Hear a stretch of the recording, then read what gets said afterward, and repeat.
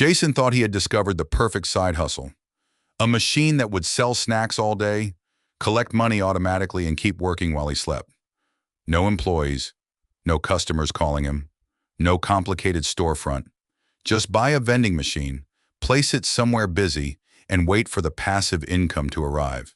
30 days later, Jason's machine had generated $1,000 in sales, but he had kept only a fraction of it, and earning that fraction required much more work than he expected. So, is a vending machine really passive income? Or is it simply a small retail job disguised as an investment? It started when Jason watched several videos about vending machine businesses. The idea looked almost too simple. Buy snacks for 50 cents, sell them for $1.50, and keep the difference. If a machine sold 30 items per day, the numbers appeared impressive. Jason imagined earning more than $1,000 every month from a single location. With 10 machines, he could supposedly replace his salary.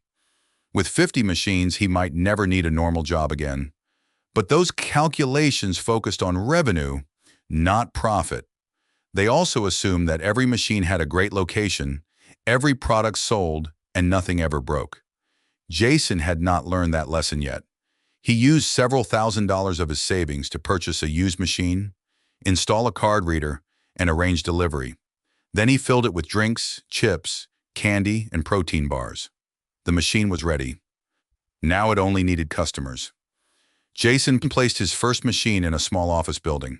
The building manager welcomed the free service and did not ask for much money in return. Jason believed he had found an excellent deal. But there was a problem. The building looked busy during his first visit because several companies were holding meetings that day. During a normal week, many employees worked remotely. Some brought food from home, others ordered lunch through delivery apps. After 7 days, the machine had made fewer than 60 sales. Jason had chosen a cheap location, not a profitable one. A vending machine cannot create demand. It can only capture demand that already exists.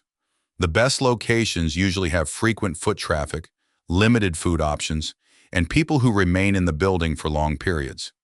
Hospitals, factories, schools, apartment buildings, hotels, and large workplaces may fit those conditions.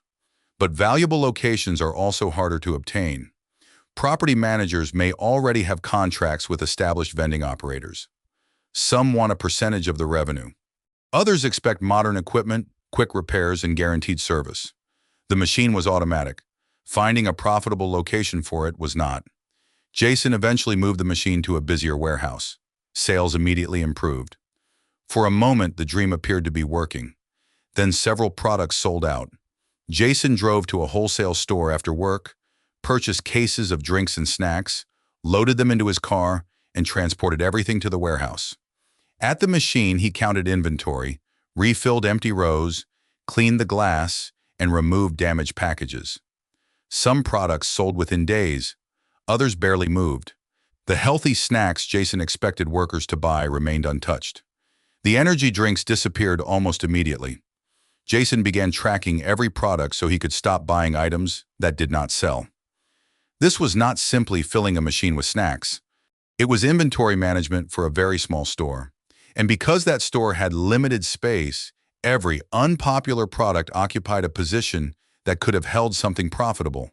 The money inside the machine looked like profit, but much of it already belonged to someone else. If Jason collected $1,000 in monthly sales, approximately $450 might be needed to replace the products customers had purchased. That left $550, but even the products that did not sell created costs. Candy could melt, chips could be crushed, drinks could leak, and products could expire before anyone purchased them. Prices at wholesale stores could also change. If Jason's costs increased while the machine's prices stayed the same, his profit margin became smaller. If he raised prices too much, customers might stop buying. Every refill required another decision. What should he stock? How much should he buy? And how long would his money remain trapped in unsold inventory? The machine collected payments automatically, but Jason still had to purchase every product before he could sell it. Next came the location commission. The warehouse received 10% of sales in exchange for allowing Jason to operate there. From $1,000 in revenue, another $100 disappeared. Then came card processing fees. Most customers preferred cards or mobile payments instead of cash. The card reader increased sales, but every digital transaction carried a cost. In this example, those fees consumed another $40. Jason also paid for fuel and used his own vehicle to transport heavy cases of drinks. That added roughly $70 during the month. He set aside $60 for maintenance and future repairs. Another $30 disappeared through expired products, refunds, and small inventory losses. The original $1,000 was becoming much smaller.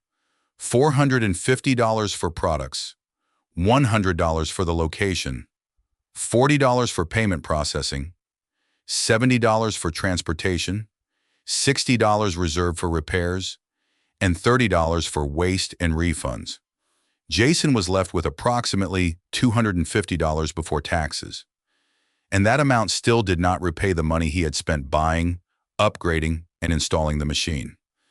One evening, Jason received a message from the warehouse manager. A customer had paid for a drink, but the bottle was stuck. Jason issued a refund. The next morning, another product became trapped. Later that week, the machine stopped accepting some cash payments. A vending machine may operate without an employee standing beside it, but it still requires someone to solve its problems. A broken machine earns nothing. Worse, repeated failures can convince customers to stop using it, even after it has been repaired. Jason could learn basic maintenance himself and spend more of his time diagnosing problems. Or he could hire a technician and spend more of his money. Either way, the business demanded another resource that the passive income videos rarely discussed. During the month, Jason spent approximately 12 hours operating the machine. He purchased inventory, drove to the location, refilled products, cleaned the equipment, reviewed sales, and responded to customer problems. His $250 profit was equivalent to about $20.83 per hour before taxes. That was not necessarily terrible, but it was very different from earning money while doing nothing. And if Jason included the time he spent searching for a location, negotiating with the manager, and arranging delivery, his effective hourly return would be even lower. This does not mean vending machines are always bad businesses. It means Jason had purchased an operating business, not a completely passive investment.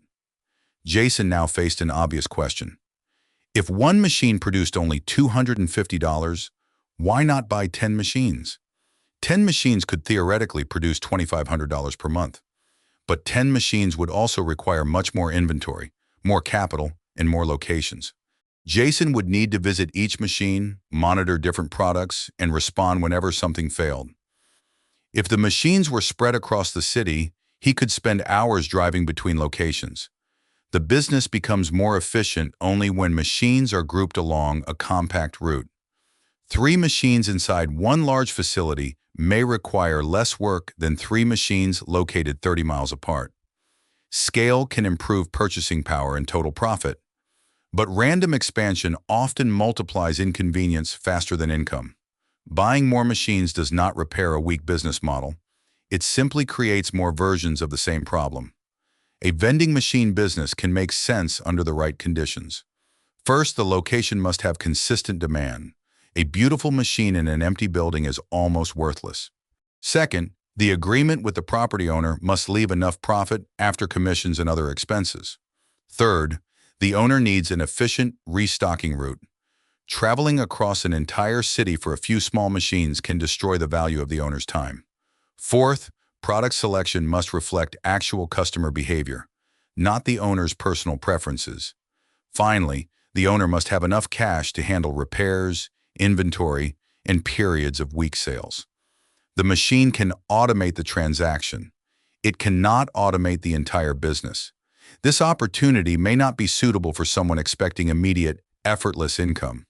It may also be a poor choice for anyone who purchases a machine before securing a strong location. The equipment is not the most valuable asset. The location and the operating system are. Jason's biggest mistake was not buying the wrong machine. It was believing that owning the machine automatically created a profitable business. The opportunity is better suited to someone willing to negotiate locations, analyze sales, transport inventory, and maintain equipment. In other words, someone prepared to operate a small retail business. By the end of the month, Jason had not built the passive income machine he imagined, but he had learned how the business actually worked. Vending machines can generate profit. They can also become more efficient as the owner builds a dense route and develops better operating systems. But the income is not created by the machine alone. It is created by the location, the products, the margins, and the work happening behind the machine. Whenever an opportunity is advertised as passive income, ask one simple question. What work is being hidden from the calculation? Because sometimes the machine is automatic, but the business is not. Next, we will examine another business often promoted as effortless income, the hidden economics of laundromats. Subscribe to Financial Tycoon for more animated stories about business, money, and the costs nobody shows you.